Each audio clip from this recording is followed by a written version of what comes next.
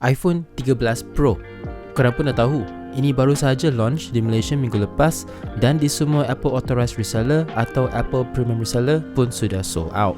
Kalau korang nak beli, cepat singgah ke Switch atau ke mana-mana kedai Apple Authorized Reseller yang berdekatan dengan area korang untuk pre-order, sebab pre-order list sekarang memang panjang.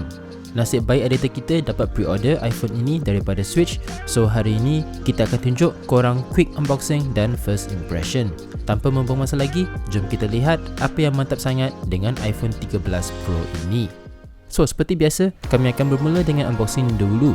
Model yang editor kami beli adalah 128GB dalam warna gold.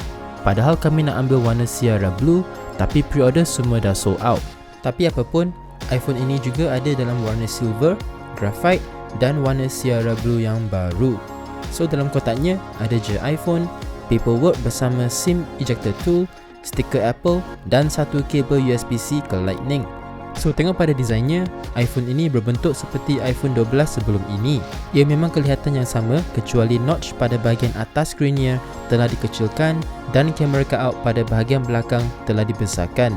Tapi apapun, kami set up dulu. So untuk setup iPhone ini buat kali pertama, apa yang korang perlu buat adalah register untuk Apple ID sebab korang perlu account untuk download aplikasi dan sebagainya.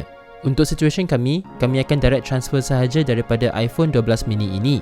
So tengok pada bahagian displaynya, ia memang kelihatan cantik dan terang seperti model sebelum ini. So display size ini adalah berukuran 6.1 inci dengan 120Hz refresh rate dan ceramic shield. So pada belakang iPhone ini ada triple 12MP lens pro camera setup terbaru, satu 12MP telephoto kamera, satu 12MP wide camera dan satu 12MP ultra wide lens yang mampu menyokong Apple ProRAW dan ProRes video recording. Korang juga akan dapat satu LiDAR Scanner untuk autofocus yang lebih laju dalam low light environment. Dan akhir sekali pada bahagian depan iPhone ini, ia juga mempunyai satu 12MP TrueDepth Camera yang juga mampu menyokong ciri Apple ProRAW dan ProRes video recording. So testing kamera belakang pada iPhone ini, kualitinya memang kelihatan sangat mantap. Contoh gambar dan video yang editor kami telah ambil, korang pun boleh tengok betapa tajam pixelnya, HDR dengan warna, background blur semua pun nampak kelihatan sangat cantik. So untuk tahun ini, Apple memang telah level up dengan kamera sistemnya selain daripada display dan bateri.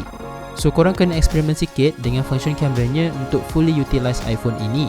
So selain daripada Apple ProRAW, korang juga akan dapat ProRes video recording, cinematic mode, macro mode dan Photographic Styles. So untuk professional videographer atau photographer, iPhone ini memang design khas untuk korang. Moving kepada prosesornya, seperti biasa setiap tahun Apple akan upgrade iPhone dorang dengan chipset baru. Dan untuk model ini, prosesor dalam ini adalah A15 Bionic dengan 6 core CPU, 5 core GPU dan 16 core Neural Engine. Basically chipset ini mempunyai extra 1 GPU core berbanding dengan 13 biasa. Ini adalah kerana Pro iPhone mempunyai banyak ciri yang korang tak akan dapat dengan iPhone 13 biasa, seperti Apple ProRAW dan ProRes video recording. Dan korang pun tahulah, software pada iPhone ini adalah iOS 15 dan optimization untuk hardware dan software memang tak pernah gagal untuk impress pengguna. Tengok pada harganya, iPhone ini bermula daripada RM4,899 untuk 128GB hingga RM7,199 untuk 1TB. Kalau korang nak model Pro Max, harganya bermula daripada RM5,299 untuk 128GB hingga RM7,599 untuk 1TB. So itu sahaja yang kami ada untuk hari ini. Kalau korang suka video seperti ini, sila tekan butang like dan subscribe kepada channel kami. Terima kasih banyak-banyak. Jumpa lagi di video seterusnya. Bye.